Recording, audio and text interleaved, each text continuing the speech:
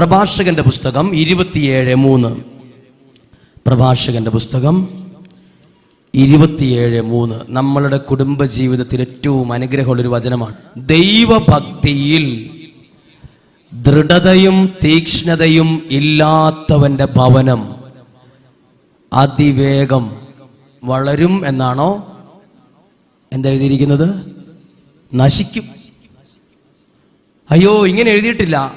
ദൈവഭക്തിയിൽ ദൃഢതയും തീക്ഷ്ണതയും ഇല്ലേലും കുഴപ്പമില്ല, നല്ലൊരു ജോലി ഉണ്ടായാൽ മതി, നിങ്ങളുടെ ജീവിതം വിജയിക്കും. അങ്ങനെയല്ല എഴുതിയിരിക്കുന്നത്. ദൈവഭക്തി ഇല്ലേലും പ്രശ്നമില്ല, ദേവാലയത്തിൽ പോയില്ലേലും പ്രശ്നമില്ല, പ്രാർത്ഥിച്ചില്ലേലും പ്രശ്നമില്ല, നിങ്ങൾക്ക് നല്ലൊരു എഡ്യൂക്കേഷൻ മതി, നല്ല മാർക്കോടെ ജയം കിട്ടിയാൽ റിസൾട്ടുള്ള സർട്ടിഫിക്കറ്റ് കയ്യിൽ മതി, ജയിക്കും. പറഞ്ഞിട്ടില്ല, എഴുതിയിരിക്കുന്നു. നോക്കിയേ, ദൈവഭക്തിയിൽ ദൃഢതയും തീക്ഷ്ണതയും ഇല്ലാത്തവന്റെ ഭവനം എന്ത് സംഭവിക്കും? നശിക്കും. ഹല്ലേലൂയ. പേടിപ്പെടുത്തേണ്ട വാക്കല്ല. നമുക്ക് ബുദ്ധി കൂടിപ്പോയി, വീട് വലുതായി, ഇച്ചിരി വിദ്യാഭ്യാസം വന്നു, ഇച്ചിരി കളറ് വന്നു, കുറെ കാറും വണ്ടിയെല്ലാം നമ്മുടെ വീട്ടിലായി, ആരൊക്കെയോ ഗൾഫിൽ പോയി, എങ്ങനെയൊക്കെയോ കുറച്ച് സാമ്പത്തികമായി, ഇതെല്ലാം വന്നപ്പോൾ നമ്മുടെ വീട്ടിൽ കുറഞ്ഞു പോയതാണ് ദൈവഭക്തിയിൽ ദൃഢതയില്ല, തീക്ഷ്ണതയില്ല. നമുക്ക് എത്ര മക്കളുണ്ട്? 2. നിങ്ങൾക്ക് ഉറപ്പുണ്ടോ നിങ്ങളുടെ 2 മക്കളും 10 വർഷം കഴിഞ്ഞ് വിശ്വാസത്തിൽ ഉറച്ചു നിൽക്കുമെന്ന്? അയ്യോ, നമുക്കൊരു പേടിയാ. വേറൊരു കൂട്ടർക്ക് 8ഉം 10ഉം മക്കളുണ്ട്, ഒരെണ്ണം വിശ്വാസത്തിൽ നിന്ന് പോകില്ല. നമുക്കാകെ 2 മക്കളേ ഉള്ളൂ, അവരെ തന്നെ നമുക്ക് പേടിയാ. നമുക്കാകെ 2 പേരേ ഉള്ളൂ, അവരോട് തന്നെ നമുക്ക് പ്രാർത്ഥിക്ക്, പള്ളി പോണം, നോമ്പെടുക്കണം പറയാനൊരു പേടിയാ. ദൈവഭക്തിയിൽ ദൃഢതയും തീക്ഷ്ണതയും വേണം. അതിന്റെ മറ്റൊരു വാക്കാണ്, ദൈവഭക്തിയുടെ മറ്റൊരു വാക്ക് ദൈവഭയം. ഹല്ലേലൂയ. ദൈവഭക്തിയിൽ ദൃഢതയും തീക്ഷ്ണതയും ഇല്ലാത്തവന്റെ ഭവനം. ഈ ലോകത്തിൽ എവിടെയെല്ലാം ഏതെങ്കിലും കുടുംബം തകർന്നു പോയിട്ടുണ്ടെങ്കിൽ എന്താ അതിന്റെ കാരണം? പൈസ ഇല്ലാത്തോണ്ടോ, ഗവൺമെന്റ് ജോലി ഇല്ലാത്തോണ്ടോ അല്ല, ദൈവഭക്തിയിൽ ദൃഢതയും തീക്ഷ്ണതയില്ല.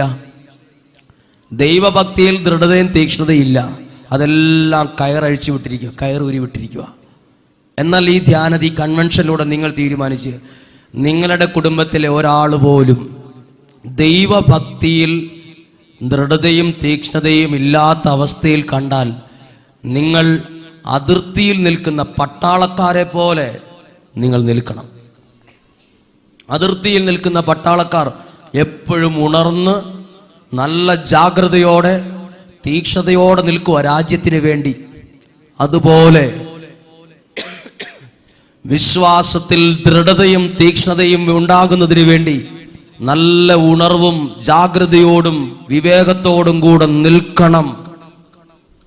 ദൈവഭക്തിയിൽ ദൃഢതയും തീക്ഷ്ണതയും ഇല്ല പല കുടുംബങ്ങളിലും. പല സ്ഥലത്തും പ്രാർത്ഥനയില്ല, സീരിയലും മൊബൈലും വാട്സ്ആപ്പും ഫേസ്ബുക്കും ഒക്കെ ഉള്ളൂ. ഇതൊന്നും വേണ്ടെന്നല്ല, ഇതൊക്കെ വേണം, അതിൻ്റെ ലെവല് വിട്ടു പോകരുത്. ഇതൊക്കെ നിർത്തേണ്ടടുത്ത് നിർത്തിയില്ലെങ്കിൽ നമ്മുടെ തലേ കയറി നമ്മുടെ ജീവിതത്തെ തന്നെ തകർക്കും. ദൈവഭക്തിയിൽ ദൃഢതയും തീക്ഷ്ണതയും. ഇത് പറഞ്ഞത് ആരാന്നറിയാമോ? ഒരു അപ്പൻ. ആ അപ്പൻ പറഞ്ഞത് എപ്പോഴാണെന്നറിയാമോ? മകൻ മരിച്ചപ്പം. മകൻ മരിച്ചത് എങ്ങനെയാണെന്നറിയാമോ? 10ാം ക്ലാസ്സിൽ എത്തിയപ്പോഴേ മകൻ പറഞ്ഞു, ഫോൺ വേണം, ഫോൺ. എത്ര ഫോൺ? 10,000 രൂപയോളം വിലയുള്ള ഫോൺ വേണം. നിർബന്ധിച്ച് 10ലെത്തിയപ്പോഴത്തേക്ക് ഫോൺ മേടിച്ചു കൊടുത്തു. അപ്പനും അമ്മയ്ക്കും ഫോണിൻ്റെ ABCD അറിയത്തില്ല. ഇവന് മാത്രം, ഇവനെപ്പോൾ ചോദിച്ചാലും പറയും പഠനകാര്യങ്ങൾ സംബന്ധിച്ച് വാർത്തകൾ എല്ലാം ഇതിനകത്തെ വരുള്ളൂ അമ്മ. പാവം അപ്പനും അമ്മയും ഇതിൻ്റെ വിശേഷങ്ങളൊന്നും അറിയത്തില്ല. ഇവനിതിൽ നമ്പർ ലോക്കൊക്കെ ഇട്ട് ഇത് പൂട്ടി വെച്ച് ഇത് എവിടെ വച്ചാൽ ഈ മാതാപിതാക്കൾ എടുക്കാന്നല്ലാണ്ട് ഇത് ഓപ്പൺ ആക്കാൻ അറിയാൻ പാടില്ല. ഇവന് വ്യക്തിപരമായൊരു മുറിയുണ്ട്. ഇവൻ ഈ ഫോണുമായിട്ട് മുറിയിലിരിക്കുക, എപ്പം വിളിച്ചാലും പഠിക്കുക എന്ന് പറയും. അങ്ങനെ അപ്പനും അമ്മയ്ക്ക് ഇവനെ പിടികിട്ടിയില്ല. ഇവൻ പ്രാർത്ഥിക്കില്ല. ഇവനിടയ്ക്ക് പ്രാർത്ഥനയ്ക്ക് വിളിച്ചാൽ പറയും, അമ്മ 5ാമത്തെ പ്രാർത്ഥനയാകുമ്പോഴത്തേക്ക് ഞാൻ വരുമെന്ന്. ജപമാല ചൊല്ലി പ്രാർത്ഥിക്കുമ്പോൾ ഒരു 5ാം രഹസ്യമുണ്ട്. അപ്പോൾ ഇവൻ മുറിയെന്ന് പറയും, കുറച്ചങ്ങ് പ്രാർത്ഥിച്ചോ, കുറച്ചെത്തുമ്പോഴത്തേക്ക് ഞാൻ എത്തുന്നു. അവൻ എത്തിയല്ല. പ്രാർത്ഥനാ സമയത്തും അവന് ഫോൺ. അങ്ങനെ അവൻ +2 എത്തിയപ്പോഴത്തേക്കും അവൻ പറയുകയാണ്, അമ്മ എനിക്ക് മാത്രമേ എൻ്റെ സ്കൂളിൽ ബൈക്കില്ലാത്തതുള്ളൂ, എനിക്ക് മാത്രം. അതുകൊണ്ട് സെൻഡ് ഓഫ് വരാൻ പോവാ. സെൻഡ് ഓഫ് വരുമ്പോൾ എനിക്കൊരു ബൈക്ക് വേണം. എടാ ബൈക്ക് എന്നൊക്കെ പറയുമ്പം അപ്പോൾ എന്തു പറഞ്ഞിട്ട് ഇവൻ തലേ കയറിയല്ല. ബൈക്കില്ലാണ്ട് ഇവൻ പഠിക്കുകയില്ല. അങ്ങനെ നിർബന്ധിച്ചപ്പെട്ട് ഇവൻ ബൈക്ക് എടുത്തു കൊടുക്കുന്നു. പുതിയ ബൈക്ക് മേടിച്ചു കൊടുക്കുന്നു. പുതിയ ബൈക്കിന് വേണ്ടി കുറച്ച് പൈസ ചെലവഴിക്കുന്നു. ബാക്കിയൊന്നും മാതാപിതാക്കൾക്ക് അറിയത്തില്ല. വണ്ടി വന്നപ്പോൾ ഇവൻ റോഡിന്റെ ഇപ്പുറ സൈഡിലേക്കൊക്കെ വളച്ചും തിരിച്ചും ഒക്കെ ഓടിക്കുന്നു. ഭയങ്കര സന്തോഷമൊക്കെ അതിൻ്റെ കാണിച്ചു. ഇവനൊരു കൂട്ടുകാരനെയും കൊണ്ട് ബൈക്കിൽ പോയതാണ്. ബൈക്ക് വെട്ടിപ്പോയി. ഈ പുറകിലിരുന്ന കൂട്ടുകാരൻ ഒരു ഹൈന്ദവ കുടുംബത്തിലെ ഒരു പാവപ്പെട്ട അപ്പൻ്റെ അമ്മയുടെ മകനാണ്. പുറകോട്ട് വീണ് നട്ടെല്ല് പൊട്ടിപ്പോയി, അരയ്ക്ക് താഴോട്ട് തളർന്നു പോയി. ഇവൻ അപകടം പറ്റിയ സമയത്ത് ഡോക്ടർ പരിശോധിച്ചപ്പോൾ ഇവൻ്റെ കഴുത്തിൽ നിന്ന് ലഹരി ഇറങ്ങിപ്പോയിട്ടില്ല, ഇവിടെ ഇരിക്കുക. അവൻ ബോധം കെട്ട് പോയായിരുന്നു. അപ്പോൾ അവൻ്റെ തൊണ്ണയിൽ നിന്ന് ലഹരി എടുത്തു ഡോക്ടർ. എന്നിട്ട് പറഞ്ഞു അപ്പനോട്, ഇവൻ ലഹരിയിലായിരുന്നു കേട്ടോ, വണ്ടി ഓടിച്ചത്. പ്രായം 18 ആയിട്ടില്ല, ലൈസൻസ് ഇല്ല. പ്രശ്നം നിസ്സാരമല്ല, വിഷയം വലുതായി മാറി. അപ്പോൾ ഈ കുഞ്ഞിൻ്റെ ഭാവി അതോടെ തീർന്നു നോർക്കണം. നട്ടെല്ല് പൊട്ടിപ്പോയി, കിടപ്പിലായിപ്പോയി. എത്ര പൈസ കൊടുത്താൽ അത് വീട്ടാൻ പറ്റില്ലല്ലോ. അത് ഇവൻ്റെ അപ്പൻ അറിഞ്ഞിട്ടില്ല. ദൈവഭക്തിയിൽ ദൃഢതയും ദേഷ്യതയും ഇല്ലാതെ പോയി. ഇവൻ രക്ഷപ്പെട്ടു. കുറച്ചുകൂടെ കഴിഞ്ഞപ്പോൾ ഇവൻ അപകടമൊക്കെ അതെല്ലാം സംഭവമൊക്കെ തണുത്തു കഴിഞ്ഞപ്പം വീണ്ടും ഇവൻ ബൈക്ക് എടുത്ത് ഓടിച്ചു. അന്നേരം ഇവൻ ലഹരിയിലായിരുന്നു. അപകടം ഉണ്ടായി, സീരിയസ് ആയി, ഹോസ്പിറ്റലിൽ അഡ്മിറ്റായി. അപ്പോൾ വീട്ടിലേക്ക് ഫോൺ വരികയാണ്, മകൻ അപകടം പറ്റി. ഓടി ചെല്ലുന്നു. ആശുപത്രി ചെല്ലുമ്പോൾ ചെറിയ ഒരു അനക്കം. ഡോക്ടർ പറഞ്ഞു സാധ്യതയില്ല. പറഞ്ഞു തീരുന്നതിന് മുമ്പ് ആള് മരിച്ചു.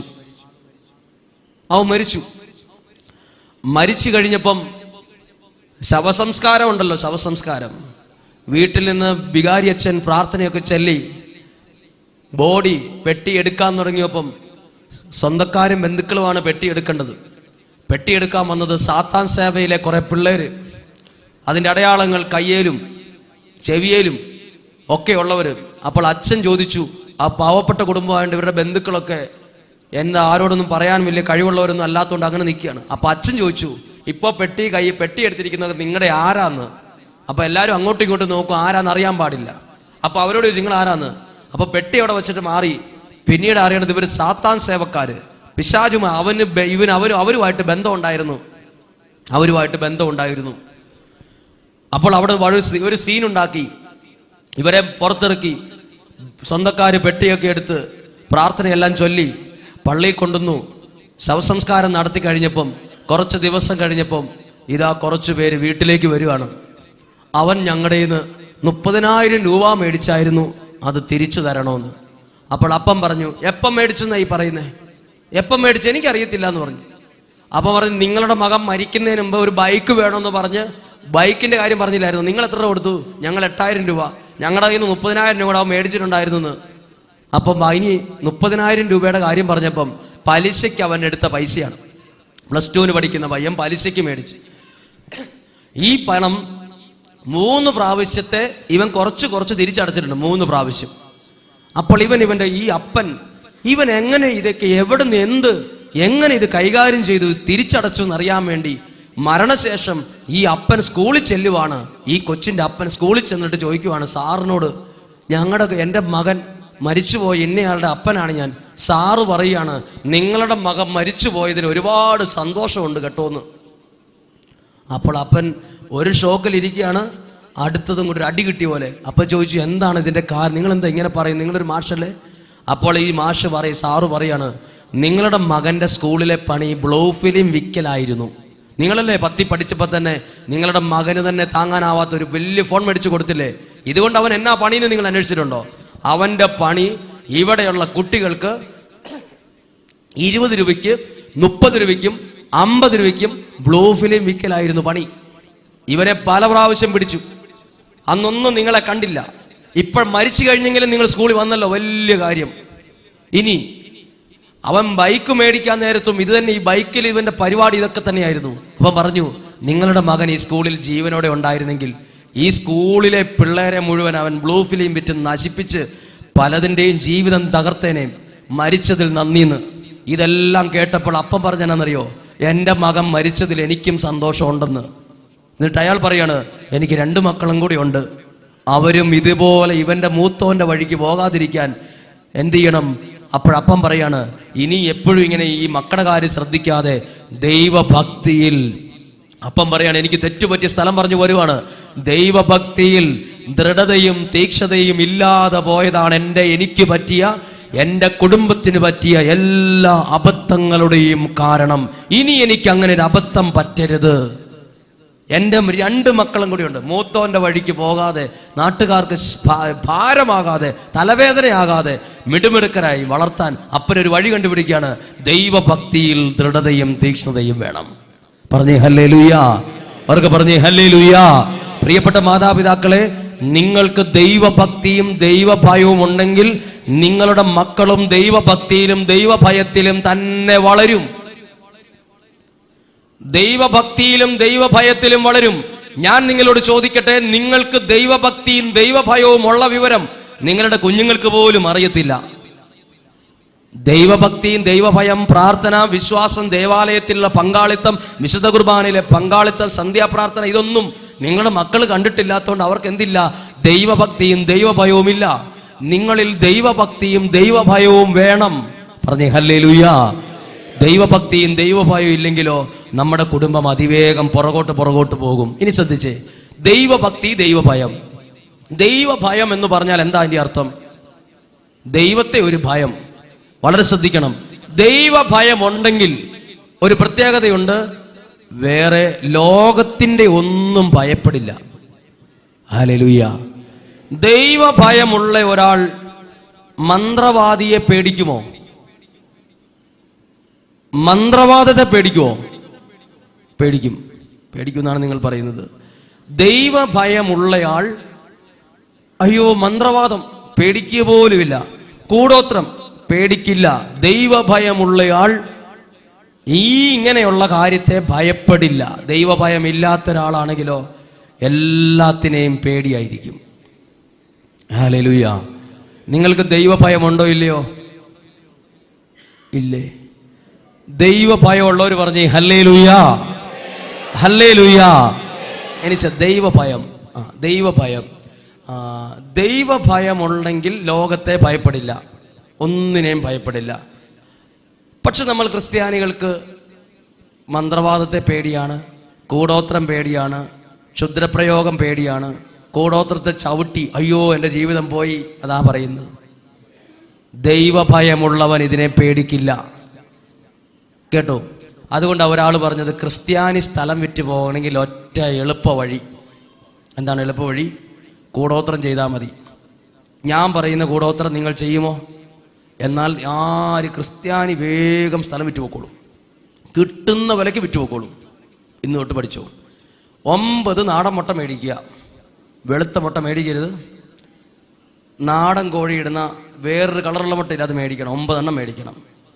1 പാക്കറ്റ് റബ്ബർ ബാൻഡും മേടിക്കണം. പഴയ കുടയുണ്ടെങ്കിൽ അതിൻ്റെ ശീല കളഞ്ഞിട്ട് കുറേ കൊടക്കമ്പി ഇല്ലേ, അതും സെറ്റ് ചെയ്യണം, അതും കയ്യിലെടുക്കണം. പിന്നെ കുറച്ച് അടയ്ക്ക കിട്ടുമെങ്കിൽ വളരെ നല്ലത്. പിന്നെ കുറച്ച് തുളസിയുടെ ഇല, കുറച്ച് വെറ്റയില, എന്നിട്ട് കുറച്ച് സ്കെച്ച് പെന്നും കൂടെ മേടിക്കണം. അത് മറന്നുപോയി, സോറി, സ്കെച്ച് പെൻ. എന്നിട്ട് ഈ സ്കെച്ച് പെന്നിൻ്റെ പുറത്ത് മലയാളം, ഇംഗ്ലീഷ്, കൊങ്ങിണി, തുളു അതൊന്നും എഴുതരുത്, വേറെ ഏതേലും ഒരു രാജ്യത്തിൻ്റെ ഭാഷ എഴുതി വെക്കുക. എന്നിട്ട് ആ റബ്ബർ ബാൻഡും ആ കൊടക്കമ്പിയും കൂട്ടി കെട്ടുക. എന്നിട്ട് ചെറിയൊരു പെട്ടിക്കകത്താക്കി ഏത് സ്ഥലം വിറ്റ് പോകണോ അവിടെ കൊണ്ടുപോയി രാത്രി 12:30 1 മണിക്ക് എപ്പോഴേലും കൊണ്ടുപോയി വെക്കുക. നേരം വെളുക്കുമ്പോൾ ആ വീട്ടുകാർ ഇത് കാണും, അല്ലെങ്കിൽ ഒരു 5-6 ദിവസത്തിനുള്ളിൽ അത് കാണും. അത് കാണുമ്പോൾ തന്നെ മനസ്സിലാവും എന്താണത്, ഇത് കൂടോത്രം തന്നെ എന്ന് പറയും. അടുത്ത സ്റ്റെപ്പ് എന്താണെന്നറിയോ അവരുടെ ആലോചന? ഇത് വിറ്റുപോകണം, ഇവിടെ വേണ്ട. പിന്നെ ബ്രോക്കർമാരെ കാണാൻ, ഈ സ്ഥലം വിറ്റ് എത്ര കിട്ടും, ഇപ്പൊ സെന്റിന് എവിടെയുണ്ട്, എന്തിൻ്റെ വില, ഓട്ടമായിരിക്കും.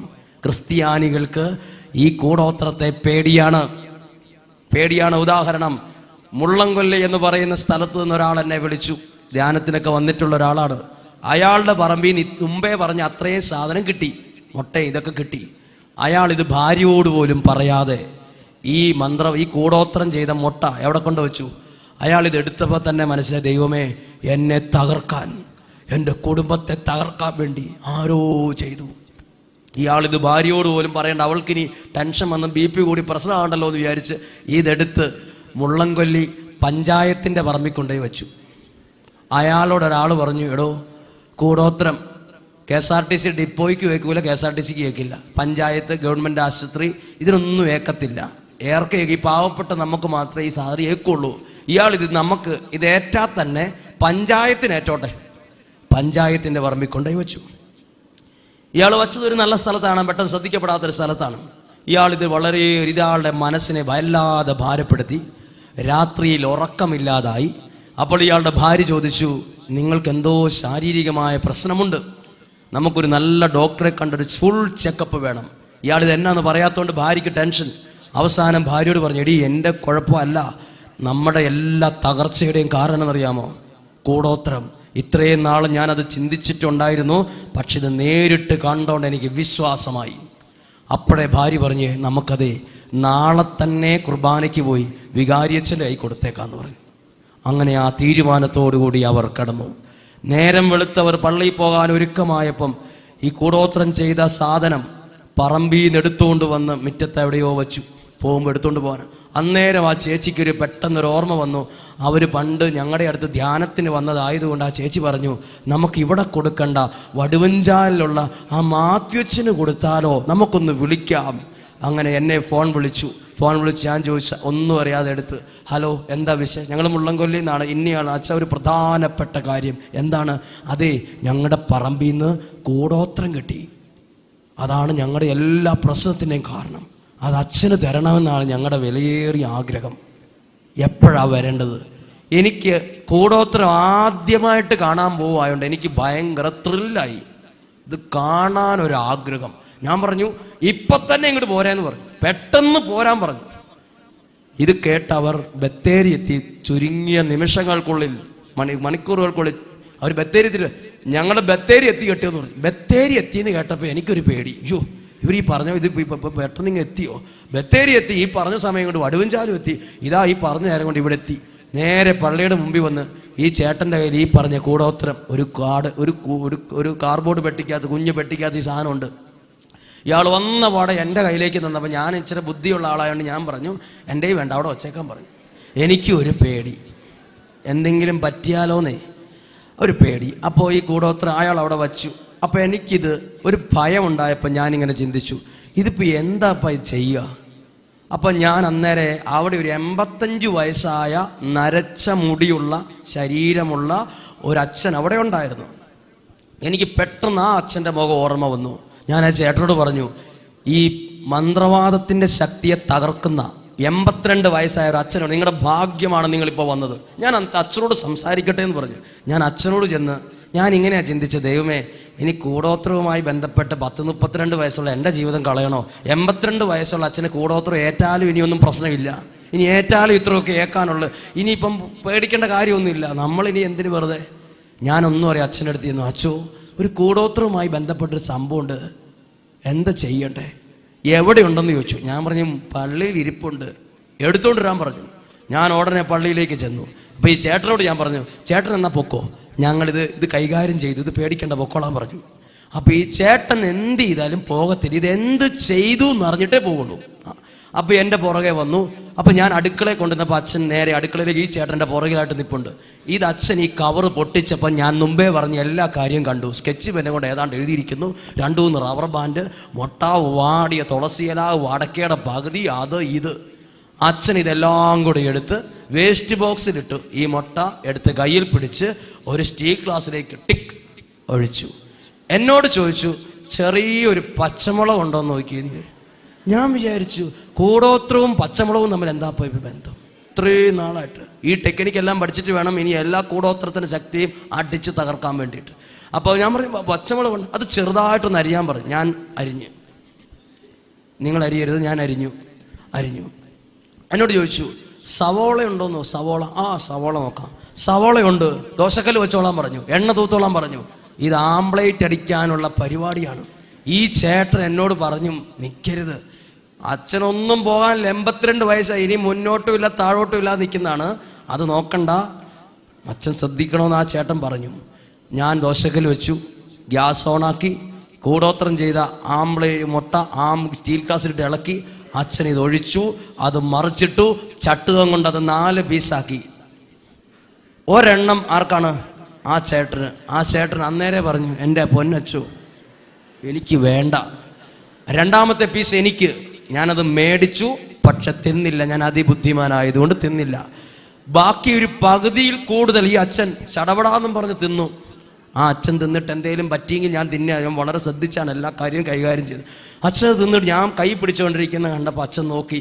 അച്ഛൻ ഇനി എന്നാ വിചാരിക്കുന്നു? ഞാനത് പെട്ടെന്ന് കടിച്ചില്ല, കടിച്ചാൽ കൂടോത്രം പൊട്ടിപ്പോവും. അതുകൊണ്ട് ഞാൻ പെട്ടെന്ന് ഇറക്കി, വരുന്ന ബാറ്റ് ഇറക്കി. എന്തായാലും ഈ ചേട്ടൻ ഇവിടുന്ന് പോയിട്ട് വടുവഞ്ചാലെത്തിയിട്ട് എന്നെ വിളിച്ചു, വളരെ ശ്രദ്ധിക്കണം, അച്ഛൻ ബന്ധന പ്രാർത്ഥന ചൊല്ലിക്കൊണ്ടേയിരിക്കുക, വണ്ടി ഓടിക്കുമ്പോൾ ശ്രദ്ധിക്കണം, കാലെടുത്ത് വയ്ക്കുമ്പോൾ ശ്രദ്ധിക്കണം, മുറിയിൽ കയറുമ്പോൾ ശ്രദ്ധിക്കണം.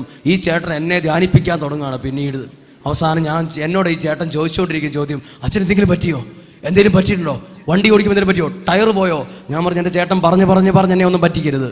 എന്തായാലും അതോടുകൂടി എനിക്കൊരു കാര്യം മനസ്സിലായി, ഇതിനൊരു ശക്തി ഇല്ലെന്ന്. ഇതിന് ശക്തി ഉണ്ട്, പക്ഷെ ആർക്കിത് ഏക്കിയല്ല?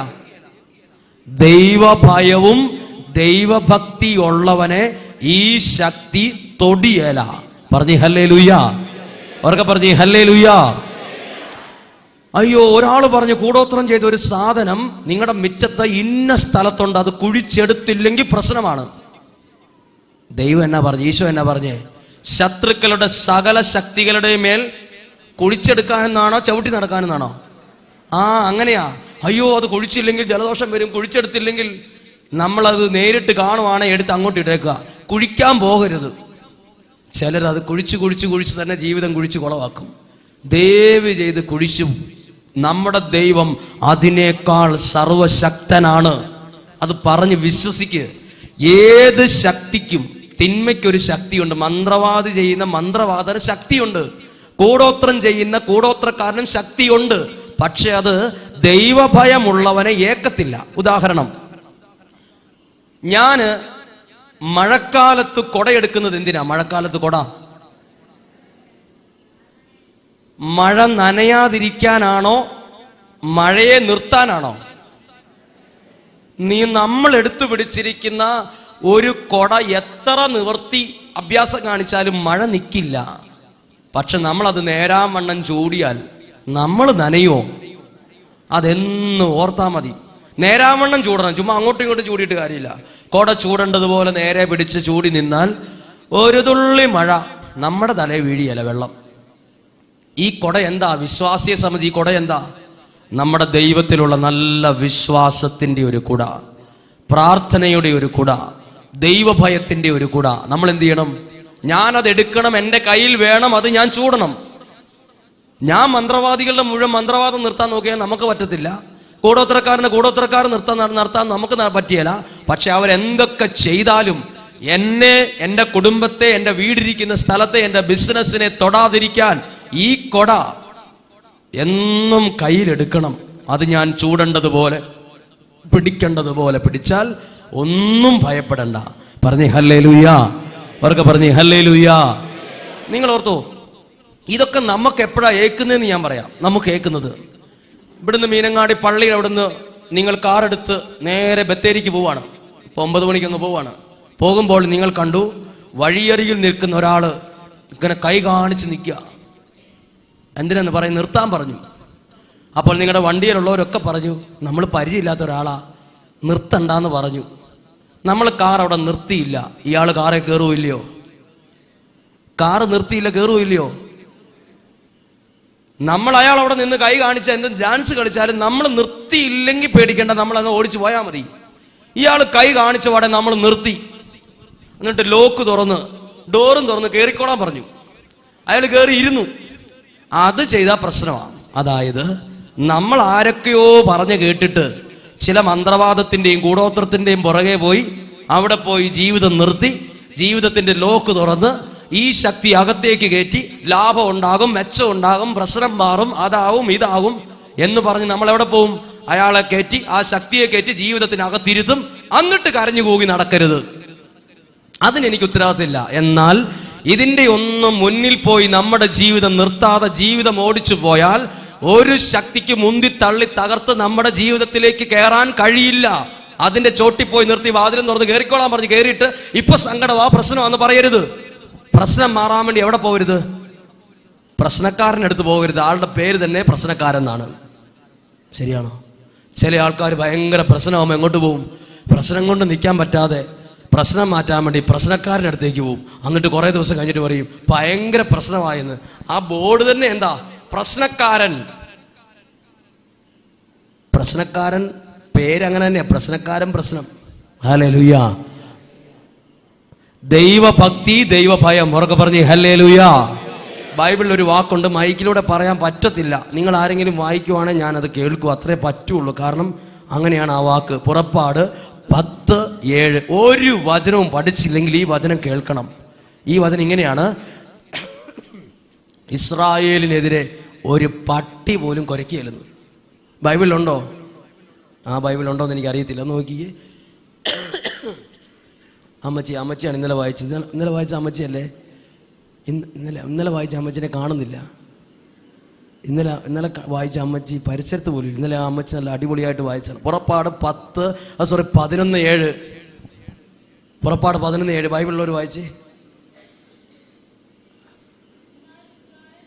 എന്നാ ഇസ്രായേൽക്കാർക്കോ